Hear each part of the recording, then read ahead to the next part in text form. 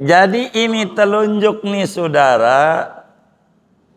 Muhammad berhenti tuh, udah Muhammad lepas. Sama seperti di tasyahud akhir. Assalamualaikum, lepas tangannya. Assalamualaikum, lepas. Lepas saja.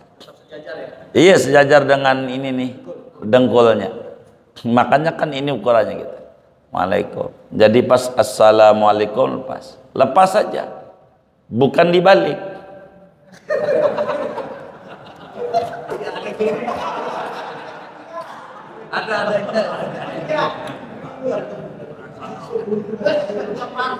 Yang mana? Bilangin.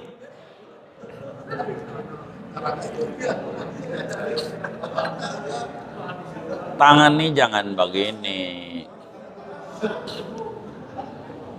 Nggak usah, tinggal turun doang ini.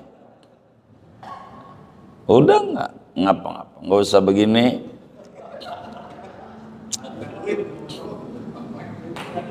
Oh, minta duit. Jangan. Emang kadang repot kita sholat ini nggak mau ngaji penyebabnya, tapi lihatin temennya yang di masjid. Emang repot. Jadinya jadi acak-acakan dari ngelihat. Karena ngelihat itu belum tentu sebenarnya begitu. Begitu, belum tentu. Ada orang di grup nge-share durian, belum tentu makan durian, kulit doang. Gitu. Begitu, nge-share doang. Foto lama. Foto. Gitu, gambar doang. Iya, gambar doang. Jadi kita nggak bisa nyimpulin dari lihat. Dari lihat. Betapa sholat itu banyak salah gara-gara lihat. Nih contoh. Makanya kita hatta ama kiai yang kita ngaji. Itu nggak bisa dari yang kita lihat dia langsung kita simpulin, kita ikuti, nggak bisa. Nggak bisa. Beneran. Ikuti ilmunya. Bukan ikuti perbuatannya. Sebab belum tentu dia salah, belum tentu juga dia benar. Begitu. Contoh.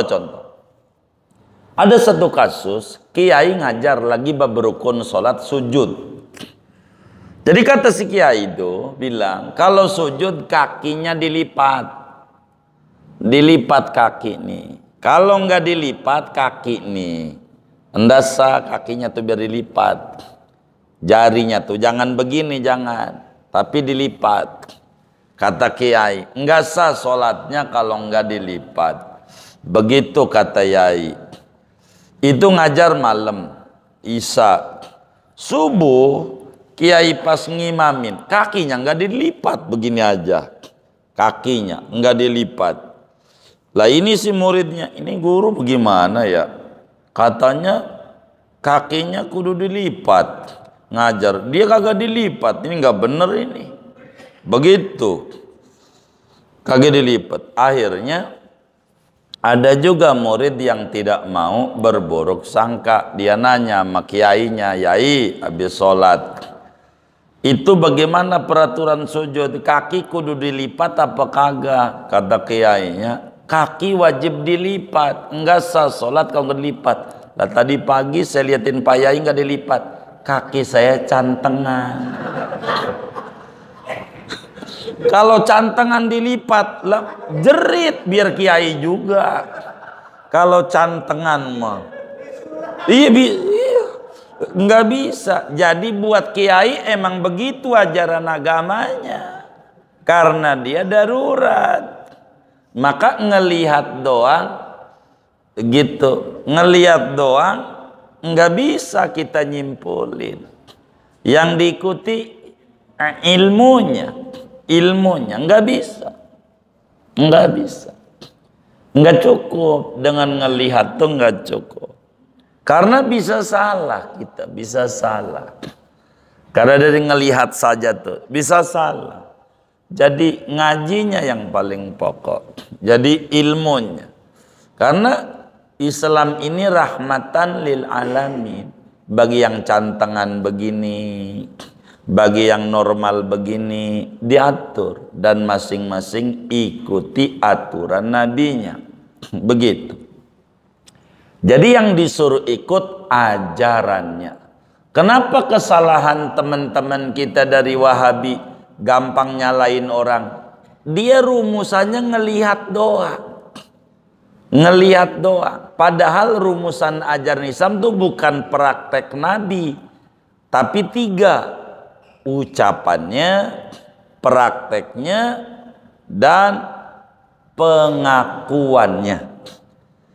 Pengakuannya. Nabi ucapannya, Nabi nyuruh, itu kerjakan. Ada kalanya Nabi kerjakan, ada kalanya Nabi akui. Itu yang disebut sunnah. Apa yang disebut sunnah Nabi? Sunnah Nabi itu ucapan Nabi, contoh Nabi, pengakuan Nabi. Kalau cuman contoh doang, hilang 2/3 ajaran dari Islam. Hilang. Aman Nabi itu enggak. 3. Ucapannya, perbuatannya, pengakuannya. Pengakuannya. Itu begitu. Jadi kelirunya mereka emang dicontohin begitu. Ya gitu. Itu tuh yang menyebabkan tidak paham. Bukan dicontoh doang. Di ucapan, dicontoh, dan pengakuan Nabi. Ini disebut hadis atau disebut sunnah. Sunnah Nabi. Alkitab was sunnah. Sunnah itu ucapan Nabi, perbuatan Nabi, contoh gitu, dan pengakuan Nabi. Begitu. Yang penting diajarin nama Nabi. Diajarin. Begitu. Meski enggak dicontohkan. Yang penting diajarin. Ada dalilnya dari Nabi. Itu Islam tuh begitu. Jadi Islam enggak kaku dalam kehidupan kita. Enggak kaku. Yang penting ajarannya. Begitu. Kalau contoh doang repot. Nabi haji naik unta, kita kudu naik unta, jadi ribet urusannya, jadi sengsara. Bukan, jadi enggak kaku jadi muslim tuh, enggak kaku dalam ajaran tuh, enggak kaku. Kembali tasyahud awal sunat, kalau udah diri jangan balik lagi, biarkan diri. Nah, bagaimana kalau kita jadi makmum, imamnya balik lagi? Waduh, kita tahu ini balik lagi, ini batal. Maka kita buru-buru di hati niat mufarokoh. Bahasa gampangnya di hatinya, gua berhenti jadi makmum, udah gitu. Terusin sholat kita sendiri. Begitu, sholat sendiri aja. Namanya loncat namanya. Sebelum masuk jurang loncat. Kalau imamnya udah diri, duduk lagi. Duduk. Kita buru-buru niat mufarokoh. Aku niat mufarokoh. Dan mufarokoh apa sih? Berhenti jadi makmum. Enggak ngilangin ganjaran berjamaahnya karena udzur. Ini mufarokoh ini. Begitu. Begitu ajarannya. Kemudian sunnah dalam sholat berbicara duduk. Duduk dalam sholat diajarkan 2. Pertama namanya duduk iftirash. Yang kedua namanya duduk tawarruk. Apa itu duduk iftirash? Kaki kirinya didudukin pantat. Itu duduk iftirash. Di seluruh duduk sholat. Duduk antara 2 sujud. Duduk tasyahud awal. Begitu. Duduknya. Duduk istirahat. Posisinya iftirash. Kaki kirinya didudukin pantat. Pantatnya nempel di kaki kiri. Itu iftirash. Termasuk tasyahud akhir kalau mau sujud sahwi. Kalau mau sujud sahwi jangan tawarruk, masih iftirash. Bacaan tasyahud akhir kalau mau sujud sahwi. Nah, Kedua, nama duduk namanya tawarruk, yaitu kaki kirinya diselobogin di kaki kanan. Pantatnya nempel di sejadah, pantat kiri. Itu namanya tawarruk. Duduknya. Ini contoh mana iftiras, mana tawarruk. Begini. Ini namanya iftiras. Kaki kirinya, pantatnya duduknya kaki kiri. Nah, iftiras. Ininya begini, kalau cantangan jangan. Begini aja kalau sakit. Begini. Ini namanya disebut iftiras. Kalau tawarruk, ini kaki kirinya selobok ini.